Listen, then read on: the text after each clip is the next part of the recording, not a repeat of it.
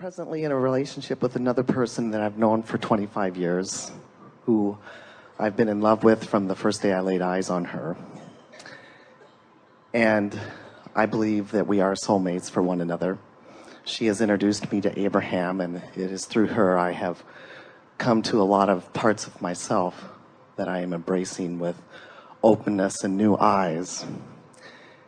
And I'm in a situation now where she's in a committed relationship with another person legally, and we are both in love with each other, and I am trying to embrace just being in the light of love and acceptance of where I am and where she is and where we are.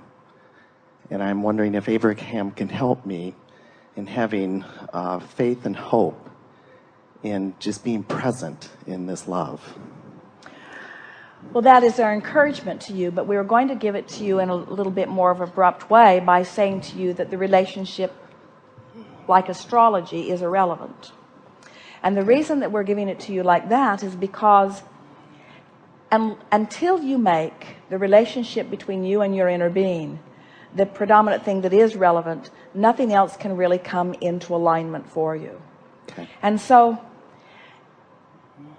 to deconstruct this, in other words, to take this relationship, it's really an interesting thing, and it's a nice conversation to have in the context of this entire gathering, because what you're expressing to us is that you have found someone that you have very conscious awareness of very deep roots with. In other words, so much so that you're calling this person soulmate, which means that when you're in alignment with who you really are and another person's in alignment with who they really are, that law of attraction brings you together. In other words, when two people are in their vortex and the vortex arranges the rendezvous, that's a good time to use the label of soulmate, because you're in alignment with that which is your soul and the other's in alignment with that which is their soul. And under those conditions, the law of attraction must bring these cooperative components together. Yes.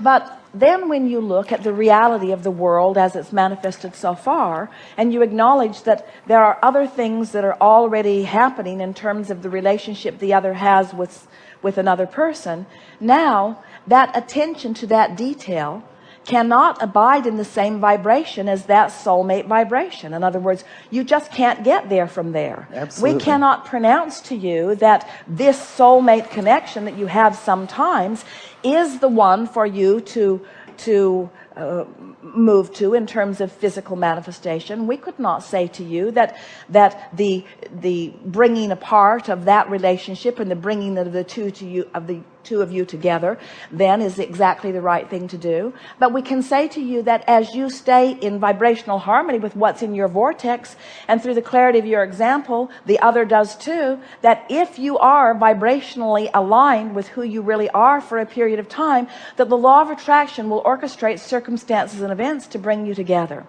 And as you're able to do that, which means you keep yourself in that neutral place where you're not feeling unhappiness about the current reality as it exists, as you're able to do that, then things can move easily in giving you what you ultimately want. But the most important thing is every step along the way is a joyful step for you. You have no pain in the interim before the relationship develops. So this we promise to you.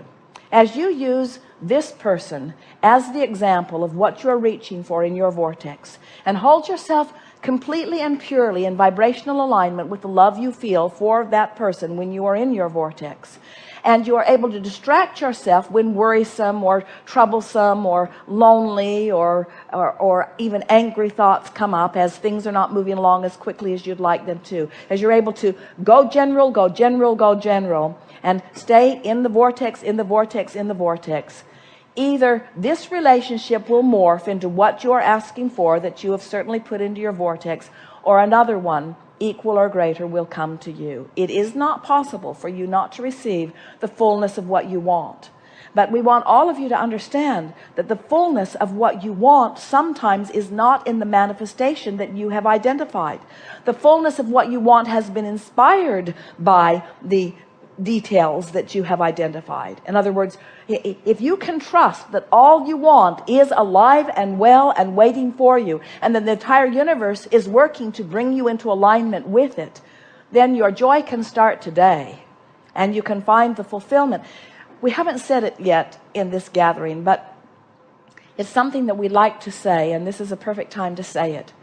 Everything that you want, no matter what it is, whether it's a relationship with this particular person, whether it's an improvement in your financial situation, a pile of money coming into your experience, whether it is an improvement in your relationship with your children or your mate, no matter what it is, a condition, a circumstance, an event, a thing, no matter what it is, every single thing you want, no matter what it is, you want it because you believe you will feel better in the having of it.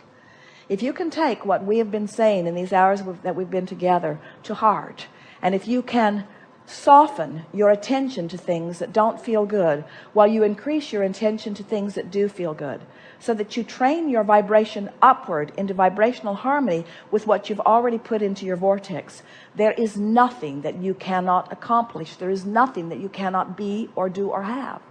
And all of it as it comes to you will give you the richness of the feeling that all along you knew was in it. But your work is to create the feeling in yourself even before you have the relationship, even before you have the money, even before you have the thing, even before you have the property.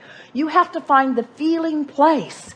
You have to deconstruct the manifestations that don't please you until you get right down to the heart of the feeling. And then from the feeling, from the inside out, build that feeling outward. And it is our promise to you. The universe will yield to you the details that match that feeling in spades. The universe will give you never-ending resources to keep that feeling alive and active within you. Because there is nothing that you are not supposed to do. There is nothing that you are supposed to deprive yourself of. There's nothing that you need to defend or justify. You just can't have what you're not a vibrational match to. And you can't be a vibrational match to what you want and to its absence at the same time. So you have to find a way, whether it's a relationship you want, or whether it's money you want, or whether it's an improved bodily condition, you have to find a way to make the absence of it irrelevant. You have to ignore the absence of it while you are giving your attention to the presence of things that you do want. So by looking for the things that are working in your life and thereby ignoring the things that are missing in your life, you begin to develop a vibrational habit that the universe begins to respond to. You can take one thing in your life that is working and use it as the basis of your conversations, basis of the things that you think about, the basis, the nucleus of that which you vibrate forth from, and that one thing that is working will blossom into everything that is working.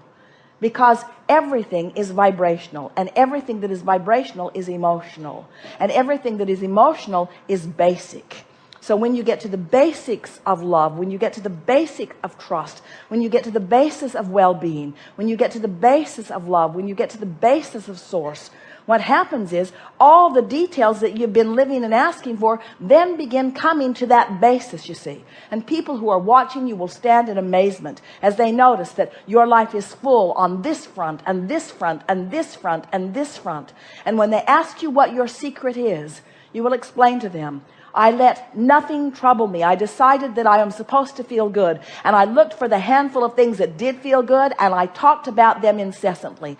And when I came across something that was missing, I suffered not at all. Instead, I went so general that I made it irrelevant to my experience. I made everything that wasn't pleasant irrelevant to my experience. I made everything that was missing irrelevant to my experience.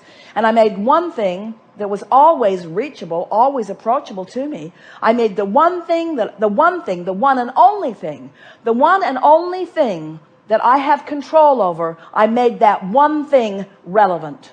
How I feel right now, how I feel right now, how I feel right now, how I feel right now, how I feel right now. And how you feel right now is certain. How you feel right now is sure. How you feel right now is invincible. How you feel right now is worthy. How you feel right now is sure. You feel sure and confident and worthy and knowing, you see. And all we did is just ramble a little while. We just rambled a little while in the vortex of creation, you see. Have fun with it. Rambling is familiar with me. Thank you very much.